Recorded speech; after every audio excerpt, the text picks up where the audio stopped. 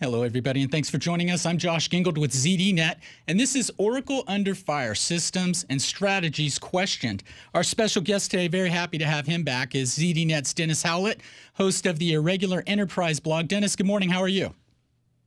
Close on a beautiful summer's evening, although it's spring, of course, here in Andalusia, southern Spain. Now, I want to make sure that our audience knows today that, of course, Dennis is calling in from southern Spain, his home in Europe. So if we have any problems at all, we apologize ahead of time. Dennis, for sure, stay on the line and we'll get you back on. Now, Dennis, this topic that we're talking about today, I know is sort of close to your heart in that you follow these companies and this company in particular quite closely.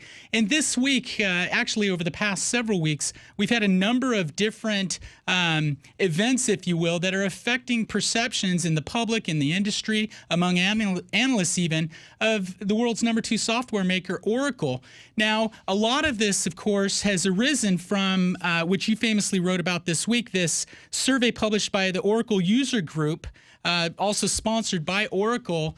If you don't mind, if you can just recap real quickly, we're going to dive into it a lot more, but your position essentially is that Oracle is slipping in this integrated or engineered systems game. Yeah, that's right. Actually, it's got multiple threats, and I mean we can get to that. I think more importantly is that from a market standpoint, anyway, analyst firm Jefferies penned a downgrade report on Oracle. Coincidentally, by the way, I mean I hadn't even seen this at the same time as myself, and from everything that I've seen so far, that appears to have had an impact on Oracle's price. So you know these analyst reports do matter, and they matter especially to Oracle, which has a long history of managing Wall Street expectations. So you know just on that just on that particular point, if you are basically saying as a user, you know what, I think I'm going to get stranded here with an old piece of software, I've just got to upgrade. I mean, how good is that going to make you feel? Especially when, if you think about solutions like PeopleSoft, I mean, they've basically seen no innovation at all, virtually no innovation since the time they were acquired. Oh yeah, we've got new languages, great, terrific. And of course, the emphasis has been on hardware, probably primarily because of the acquisition of Sun. So let's come back to that in a minute. You mentioned the timing of your article, which is available right now on ZDNet at the top of the page. Easy enough to find. Just scroll through the carousel there and you'll find Dennis's article and some additional Oracle coverage as well. But Dennis, this Jefferies downgrade from, I guess it's Ross McMillan, really seemed to be a bit of a catalyst, though, in the industry because it did make people take notice. Now, of course, McMillan downgraded Oracle from a buy to a hold, one of the many tech stocks that that Jefferies covers and that Ross McMillan covers. But it did seem, as you said, to point to some of the concerns that were raised in this user report, which you also cited. Financial community is now noticing, how big of a problem is this for Oracle? Of course, there are other analysts who are saying, no, Oracle's strong. They have a good model. We're looking for an uptick after a slow first quarter. Is this a sign of something to come from Oracle, or is it just business as usual in the financial community? Well, it depends how you want to look at this. Now, you know, the Oracle model is incredibly interesting and valuable almost from Wall Street's perspective, because if you think about it, they have so much money. What is it? 65–70% of the revenue now comes from maintenance, which itself has a 95% margin. I mean, who would not want to be in that business, right? You know, spend $5, make 100. It's, you know, I would love to be in that business personally.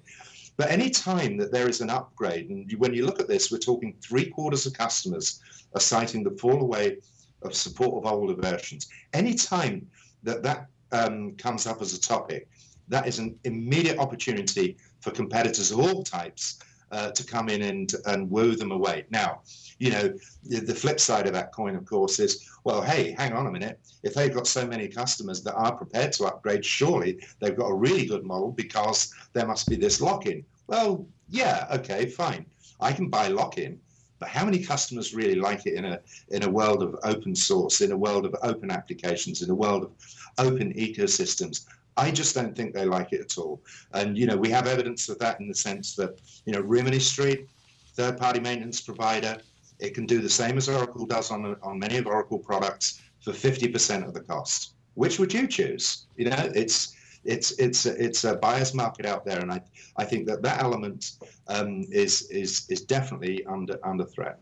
We also have Workday, by the way, but we can talk about those if you like. And actually, we have some questions coming in about some of the competition, which we will get to in a minute. But staying with these analyst concerns for just a minute with this downgrade from Jefferies. So the three things that you were cited, and you touched on it: challenges with engineered systems, which is their integrated software hardware, right? Threats to Oracle's core relational database business, which is, to me, seems like the bigger deal. And then also checks, which is when the analyst starts to check in with businesses, particularly larger businesses, checks that indicate Oracle's sales aren't lighting up the charts. And that's a direct quote. Now, that does sound pretty bad, and it is based to a great extent, this user report.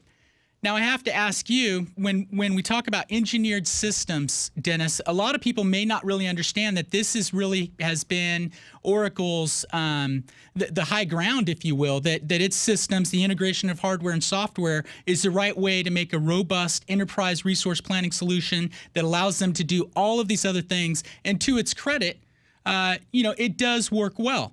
So why these concerns now? If you have a model that does what it's supposed to do, why would an analyst be concerned that that model is being rejected in the marketplace? Okay, well, the last time Oracle reported its numbers, the hardware sales side of things cratered, if I remember. I think Larry Dignan said they quite literally cratered. Right. So, okay, so is the market buying into this thing?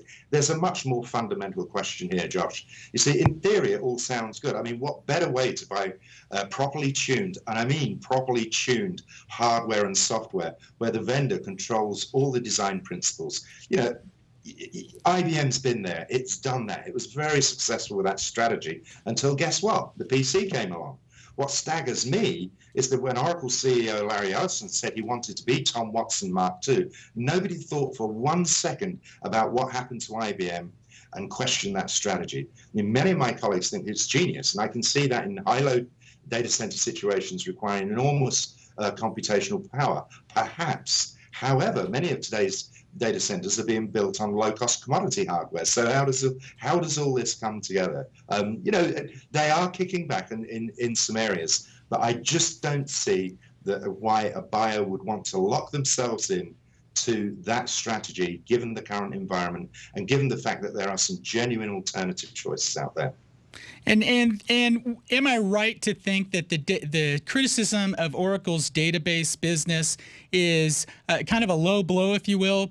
Oracle is well known for database management. They have a number of really effective, useful solutions. It would be like telling me that I'm no good at what I'm doing today, right? Look, I mean, the history of technology tells us that all things end up being commoditized. Everything does, right? Dell's having problems, HP's having problems. The only one that isn't is Apple, because it has decommodified itself, right? But the hardware suppliers there are having difficulty. Some people think that Intel's standing on the precipice, although it's hard to imagine how that might occur. Why should the database be any different? Why should it be any different?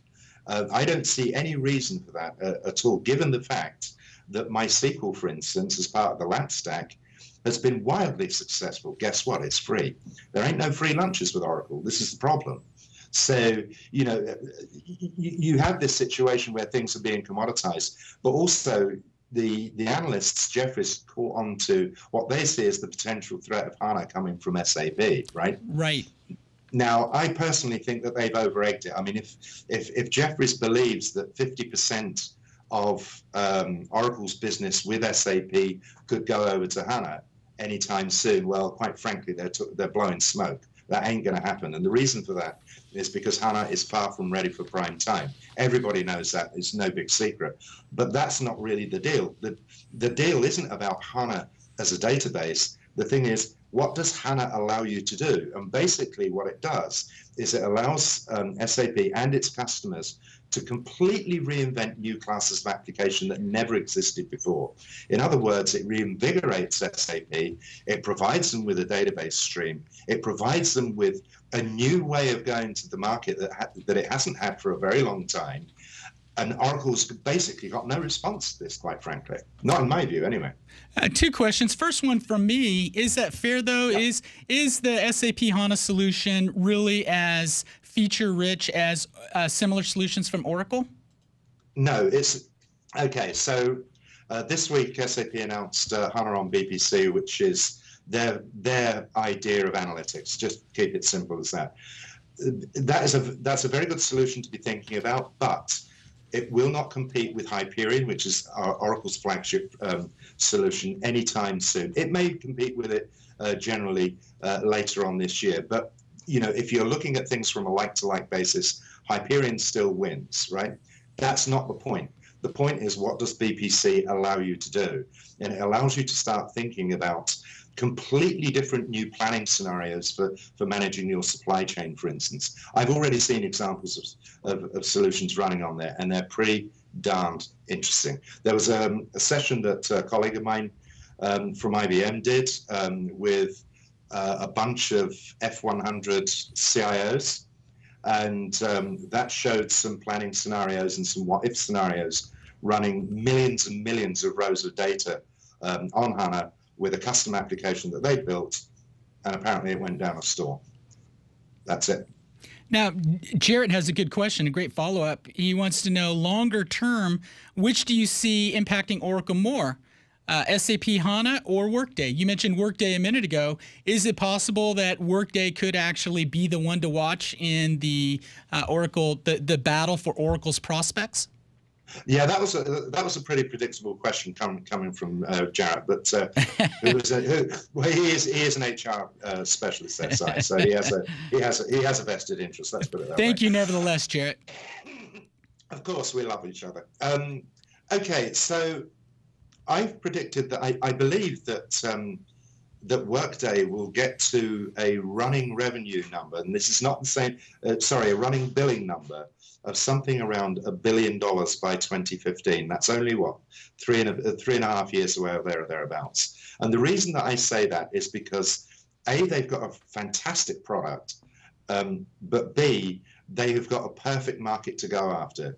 In Anil Bushri and Dave Duffield, the founder of PeopleSoft, Anil Bushri, his partner in crime for many, many years, now partnered on a modern multi-tenant, cloud-based solution, operates in real time. It's got financials which are still being fleshed out, but they're good enough to be able to get companies like Flextronics and Guggenheim and others onto them. They've got such a great model there. I think they'll get to $1 billion. By 2015, $1 billion, well, does it matter? Well, it's not a huge amount when you add up Oracle and SAP's revenues. But remember that this is completely new revenue from Workday's perspective, so both of those companies get affected. Jarrett knows that SAP's HR solution, as it stands at the moment, is world-class. So that then opens the question, well, does Oracle's acquisition of Taleo provide us with a new scenario where Oracle looks stronger, perhaps? The jury is definitely out on that. I mean, in the HR LinkedIn group that Bill Cutic runs, and which both Jarrett and I are involved with, there were literally hundreds and hundreds of backwards and forwards answers coming back and questions coming back on where this goes. The jury is out, unquestionably out on that. But past history suggests that swathes of technology that Oracle acquires end up as toast, and that they don't get taken forward. I'd love to think otherwise, but we don't have the evidence of past history. On the other hand, so far, SAP has delivered exactly what it said it would do with SuccessFactors. So there are absolutely no surprises there so far, right?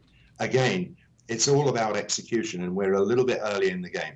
Long term, because we just haven't seen enough time elapse and seen the evidence of outcomes from these acquisitions, I think it would be very difficult to predict for the long term. Sorry, Jarrett, you're not going to get a straight one from me. But of course, you mentioned acquisitions and a lot of talk about SAP. And in reality, both companies have grown through acquisitions. Oracle with several of its own. You mentioned Taleo. There's also RightNow and, of course, Cloudera. So is this really a matter of SAP, in essence, being better, if you will, at executing those acquisitions, integrating these companies and these technologies that it's buying and getting them to market more quickly, more effectively? How important has this acquisition game been to either company? Okay. Oracle treats acquisitions fundamentally differently from the way that SAP treats them. Oracle treats acquisitions as an opportunity to take a mature solution and milk it for all it's worth. That's basically what it does, okay? It doesn't buy companies for their innovation as such. It buys them for the maintenance opportunity. Now, that changes with acquisitions like Taleo, but again, we just don't know how that's going to pan out. But you know what? I mean, I think I've lost count of how many acquisitions they've made. I think they've spent, what is it, 50 billion one way and the other? Yeah, you know, I'm scrambling right now to see what I can find out, but it has been busy. It's been a busy quarter, actually, for Oracle. SAP not far behind. Now, to be fair, though, Dennis, when we start criticizing this integration of hardware and software, this so-called engineered systems, and now we've got the database model, and I think these concerns are legitimate. And this downgrade, certainly this analyst felt strongly enough about it that he was willing to tell his investors, look, hold on to this stock for a while. But there are also those who think that Oracle is poised. Morgan Stanley says that they're expecting progress in Q3. And of course, we've got the earnings announcement coming up, I think, on March 20th.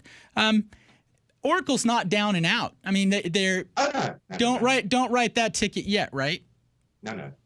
So what? Oh, absolutely not. Absolutely not. It's, you know, the demise of large enterprise companies, SAP, Oracle, IBM, it's all been said before. I mean, it makes it makes great headlines, right? But what's the truth? The truth of the matter is that both of these companies, they're both great companies. They have enormous resources behind them. They have huge cash flow behind them, and that's what really matters today. That isn't really the point. The point is that Wall Street analysts are buying into their perception of the future. And I know that Morgan Stanley are more bullish about Oracle than they are about SAP, but I don't think Morgan Stanley really understands what they're talking about here.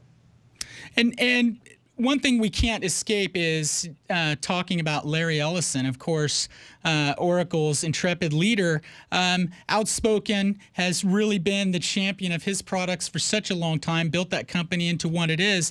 But doesn't some of this criticism that we're seeing now with the engineered systems, with the business strategy, with the database business, is it just poor business strategy? Do you think that Larry Ellison is making these decisions right now, or is it the folks that he's surrounded himself with amid a lot of controversy in and of itself? Who's driving this right now, in your opinion? That's a difficult question to answer, Josh, because over the last, 5-6 years, Oracle has become increasingly secretive in the sense that it very rarely makes public statements except on its own terms. It very rarely, if ever, responds to requests for information. You know, a colleague of mine was asked an Oracle exec recently, can you give me some pricing details on Fusion running in the cloud? And the guy looked at him as though he'd been electrocuted, right?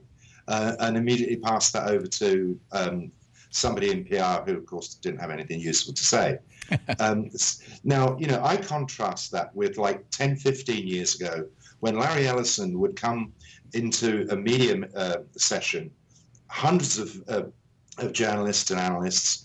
He would sit in the middle of the stage on a little wooden chair, sit there, cross his legs, and simply say, what do you want to know, right? And he took every and any question that was fired at him. It just doesn't happen any longer, right? It just doesn't happen any longer. And because these kinds of things don't happen, and because Oracle is not really responding to what's happening in a public way and not communicating in a to and fro way, it's real hard to say. But you know what? Safra Katz, she's done a phenomenal job. I mean, that's the lady who manages account control in that company. That's the lady who manages to deliver the numbers every quarter when it comes to what I call, at least, gravity-defying economics. So, you know, that woman is definitely doing an incredible job. I don't know about Mark Hurd. You know, I honestly don't know. Great fence with Larry, no doubt. Absolutely fantastic PR catch. The way it all happened from HP, but what does it actually mean in terms of performance? I don't know. I don't have an answer. If anybody out there's got an answer, I'd be delighted to hear it. And of course, Oracle, you talk about performance, but well known as a high performance organization, very demanding in terms of what it expects from its employees and how it rewards and you know, the stick and the reward, if you will.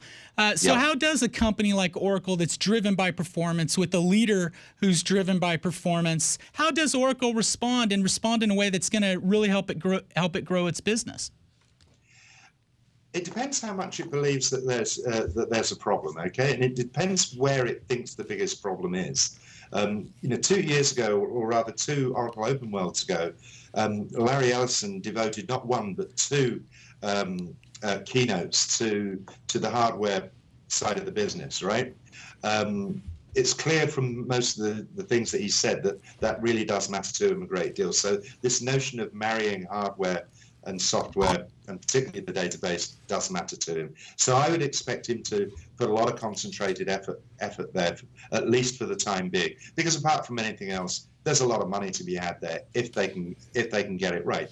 But he's got to figure out why that hardware business is not proving as attractive as they thought it would do in the first place. And I don't have insights into why that may be. Others, I'm sure, have got better insights than I have on that side. But that's where I would expect them to concentrate their efforts. And perhaps an example of that is the fact that they've just announced some new capabilities that they're marketing and pulling together for Exalytics.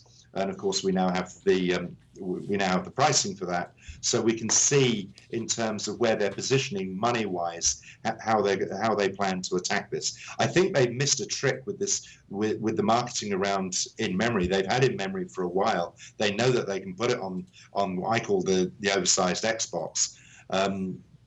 They need to do that in order to start playing catch-up in a buzzword compliant world. Now, what's next, Dennis? Are we going to see Workday and SAP and all these other companies now going after Oracle on the cost issue, on the implementation issue, bringing up some of these end-of-life and support issues that you've raised that were originally raised by the Oracle users groups?